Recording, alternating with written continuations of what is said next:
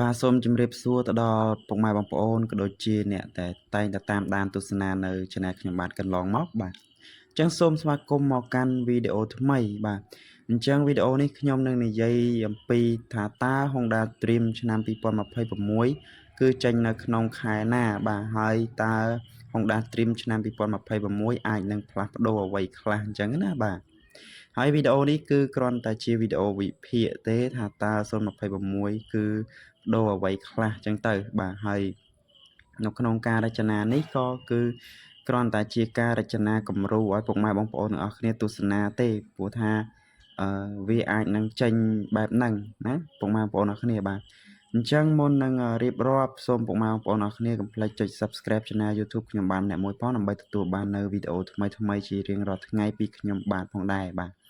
អញ្ចឹងយើងទៅនិយាយអំពី Honda Dream ឆ្នាំ2026របស់យើងវិញថាតើវាចេញនៅក្នុងខែណាពុកម៉ែបងប្អូនអរគ្នាបាទអញ្ចឹងខ្ញុំសូមនិយាយផងដែរថា Honda Dream ឆ្នាំ2026គឺនឹងចេញលក់នៅចុងខែ9ពុកម៉ែបងប្អូនអរគ្នាបាទអញ្ចឹងរាប់ពីខែនេះទៅយើងចិត្តដាច់ខែ4ហើយเนาะបាទចិត្តចូលខែ5ហើយបាទអញ្ចឹងនៅសល់ប្រហែលជា4ខែអីទៀតទេពុកម៉ែបងប្អូនអរគ្នាបាទគិតទៅយើងខែ5ខែ6ខែ7ខែ8ខែ9អញ្ចឹងទៅបាទនៅតែ4ទៅ5ខែទៀតទេគឺនឹងចេញនៅ model ថ្មី Honda Dream ឆ្នាំ2026ហើយបាទ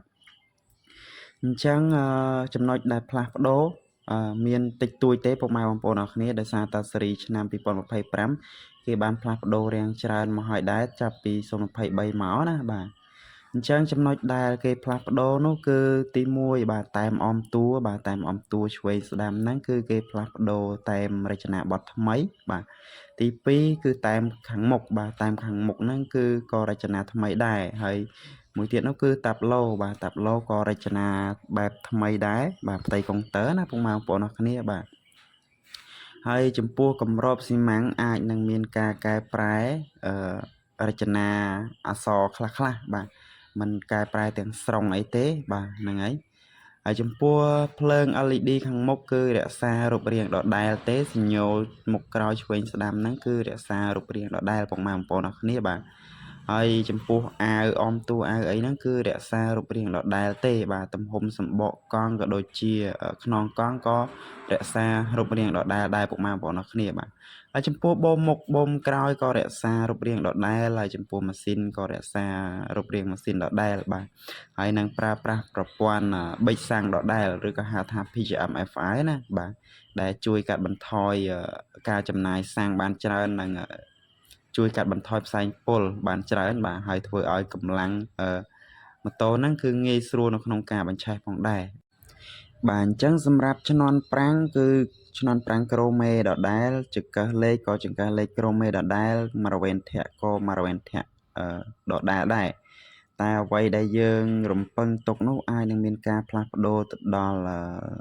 សោអាចនឹងប្រើសោ Smart Key ឬក៏ប្រើសោធម្មតាអាហ្នឹងយើងពុំទាន់ដឹងទេបាទ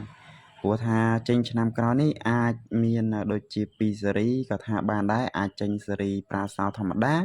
ហើយនឹងអាចចេញស៊េរីប្រើសោតេឡេអញ្ចឹងទៅអាហ្នឹងយើងរងចាំតាមដានទស្សនាទាំងអស់គ្នានៅពេលដែលចេញនៅចុងខែ9ពុកម៉ែបងប្អូនអរគ្នាបាទហើយវីដេអូនេះក៏មានតែប៉ុណ្ណឹងដែរហើយបើសិនជាមានមតិយោបល់អ្វីអាចបញ្ចេញនៅខាងក្រោមបានសូមអរគុណពុកម៉ែបងប្អូនអរគ្នាបាទ